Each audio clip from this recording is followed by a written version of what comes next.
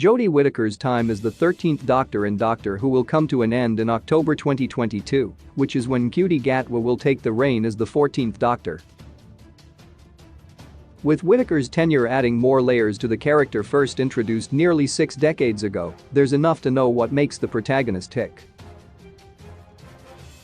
The Doctor's fears have a multifaceted quality, ranging from rational ones like dying, to more personal ones, such as their fear of crossing moral horizons. Whether it was someone generally lighthearted like the 11th Doctor or a darker incarnation like the War Doctor, these underlying fears have dominated the character's psyche. To not be in control of every situation, this happens to be one of the flaws in every Doctor Who protagonist, in that they get scared when others are calling the shots. The Doctor is most confident when they believe they can conjure a great escape, no matter how deadly a situation, but losing control reverts them to a terrified state. For example, the 13th Doctor lost her composure upon O's reveal as the new Master, which got her to forget her plan at the time, because the latter had the upper hand in the situation. Similarly, the first Doctor escaped Gallifrey due to his fear of being controlled by the Time Lords. To be forced into a life of inaction, the Doctor is constantly traveling due to their fear of feeling trapped in one place, which is why the TARDIS serves as the perfect place for them to be in. Being scared of inaction was best shown when the 11th Doctor had to stay with Amy and Rory without using the TARDIS, while spending a normal life felt like torture for him. The Doctor craves adventure as part of their lifestyle, without which they retreat into a shell of their real personality. The 11th Doctor had given into this fear after losing Amy and Rory, spending a century in isolation as a way of hurting himself for letting the pair be lost to the past. To be forced into taking lives no matter which version of the Doctor it is in Doctor Who, they never want to be in a situation where they decide what happens to someone's life. The best example of this scenario was when the 4th Doctor was terrified of potentially destroying all the Daleks, not wanting to be responsible for the death of a sentient civilization. The Doctor wants to be seen as a healer than a destroyer, so the prospect of taking lives rather than saving them is a scary thought for the protagonist. It's the reason why he was adamantly against a time war, as the Doctor knew he would have to cross his moral horizon. To be reminded of the Time War was the most traumatic experience in the Doctor's life, which they continue to be tortured by centuries later. The 9th Doctor's tortured mentality best exemplified the fear of resurfacing memories of the Time War, as he would lose all composure and take to shouting. The Time War reminds the Doctor of all moral boundaries they had to cross, along with remembering the screams of the people who had died. The 12th Doctor considered his experience in the war to be so troubling that he considered any war on Earth to be something of a child's tantrum in comparison. The potential collapse of the universe. This fear was the undertone of all the Doctor Who episodes in the Stephen Moffat era, as the Doctor even saw it as part of his greatest fear when he was confronted with it. The cracks in the universe were signs of a potential collapse of everything that had ever been, which terrified the protagonist.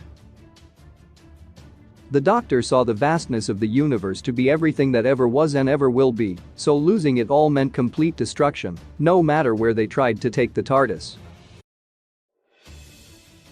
While fallout from war can be healed over time, the universe's collapse would be permanent.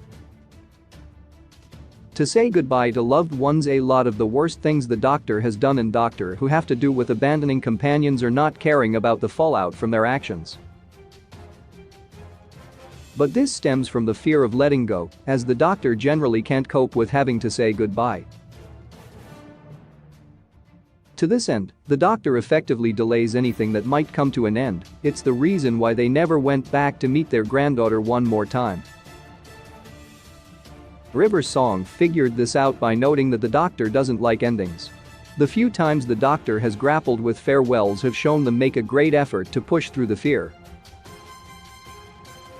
To face their own death, the 10th Doctor's time was dominated by his fear of death, with this incarnation scouring the universe for some way to avoid his fate.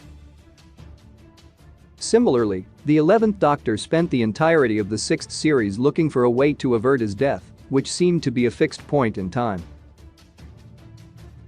The Doctor is afraid of death because they don't know what comes next. While they have made sacrifices numerous times, it's always been during times of crisis rather than due to prior knowledge. The prospect of knowing when they will die is torturous to the Doctor's psyche. To be unsuccessful in saving everyone, the Doctor never lets themselves consider the possibility someone might perish, always hoping they can save everyone. The 9th Doctor was ecstatic the one time he thought everyone had lived, which was one of the few times the Doctor openly spoke of his fear. The protagonist's fear of losing Lives primarily came from Adric's demise, which was the first time he had completely failed at his duty of care. Losing his companion magnified the Doctor's need to save people, as they became scared of feeling the same pain once more.